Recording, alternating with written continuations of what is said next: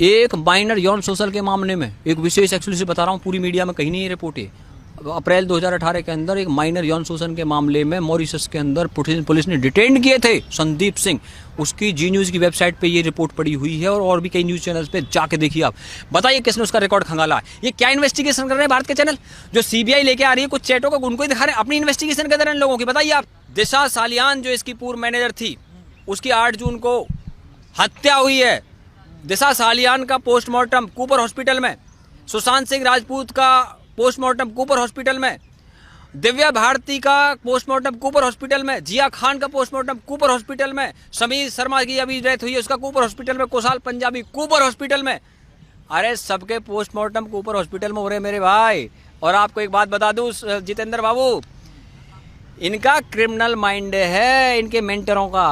उसका एग्जाम्पल दे दूं आपको क्रिमिनल माइंड का, कि जो दिशा सालियान की मौत हुई है ये हुई है दिव्या भारती के अंदाज में। दिव्या भारती को 5 अप्रैल 1993 को जुहू के तुलसी अपार्टमेंट के 5वें फ्लोर से गिरा के मारा गया, या वो मरी ये अभी रहस्य में रहा। लेकिन ये सेम मामला जो था ये बाजीगर फिल्म के अंदर दिखाया गया। शाहरुख खान ने शिल्पा शेट्टी को गिरा करके मारा बाजीगर फिल्म में।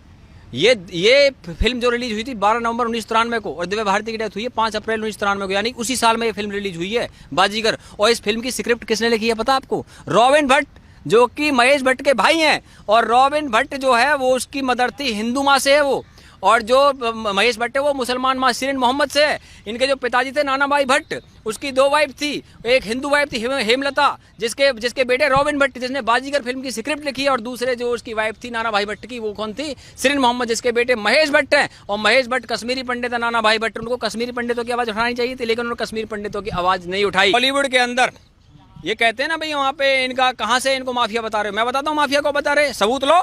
महेश भट्ट का बेटा राहुल भट्ट 26/11 के हमलों में उसका नाम आया था। किसने लिया था नाम? डेविड कोलमैन हेडली, जो कि मुंबई हमलों का मुख्य आरोपी था। उसने रेकी करवाई थी डेविड कोलमैन हेडली से मुंबई के अंदर। चलो उसमें ना जाते हुए हम आपको और आगे की बात बताते हैं। 1990 से लेकर के 2020 तक जितनी भी हत्याएं बॉलीवुड के अंदर हुई है, किसी में सजा नहीं हुई आज तक।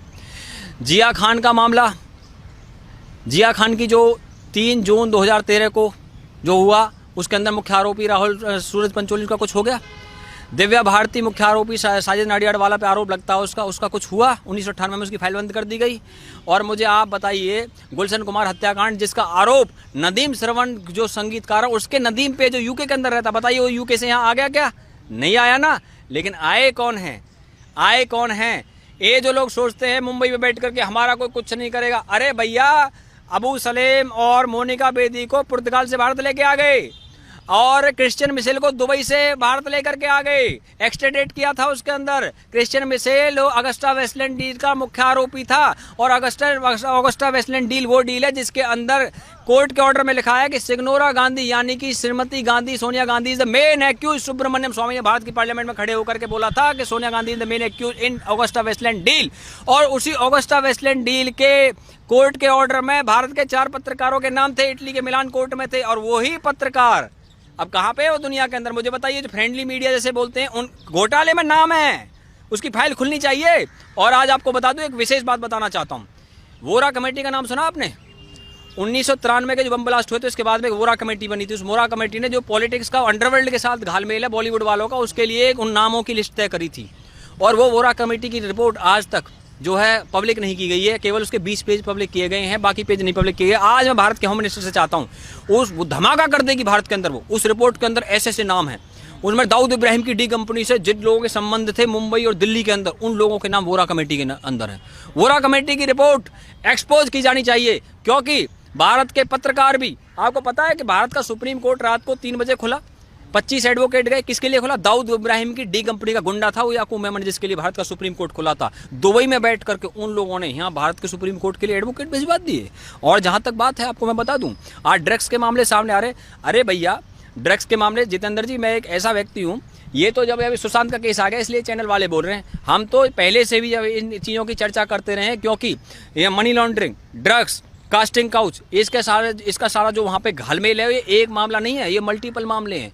मल्टीपल मामले कैसे, उदाहरण के साथ बता देता हूं। बंटी सचदेव कॉर्नरस्टोन कंपनी का सीईओ, कॉर्नरस्टोन कंपनी के अंदर दिशा सालियान काम करती थी, कॉर्नरस्टोन के अंदर ही श्रुति मोदी काम करती है। जो ये श्रुति मोदी है ये एक्स मैनेजर है किसकी, सुशांत सिंह राजपूत की। और श्रुति मोदी जो उसके अंदर मैनेजर रही है, तो कॉर्नरस्टोन की जो कंपनी का मालिक है बंटी सचदेव, उसको कल इंटेरोगेट किया सीबीआई ने। बंटी सचदेव की जो बहन है सीमा सचदेव, वो सुहेल खान की वाइफ है, और उनके अरबाज खान के संबंध है, ह्यूमन के साथ संबंध है बंटी सचदेव के। बंटी सचदेव जो है वो विराट कोहली, केएल राहुल, रविंद्र जडेजा, युवराज सिंह, इनके ब्रांड को मैनेज करते हैं। सानिया मिर्जा का मैनेज करते हैं। हरियाणा की जो जाट छोरी विनेश फोगाट है उसका ब्रांड मैनेज करते हैं। और इसकी जो कंपनी है कॉर्नरस्टोन, उसकी वेबसाइट पे जाइए, वो कहते हैं किंगडम ऑफ 7 ड्रीम्स, यानी किंग ऑफ 7 ड्रीम्स, जो 7 किंगडम्स का मैं किंग हूँ, ऐसा उसकी वेबसाइट के अंदर लिखा है। तो उसको इंटेरोगेट किया गया है। तो उसका जो क्रिकेट, बॉलीवुड, पॉलिटिक्स तीनों जगह मामला है।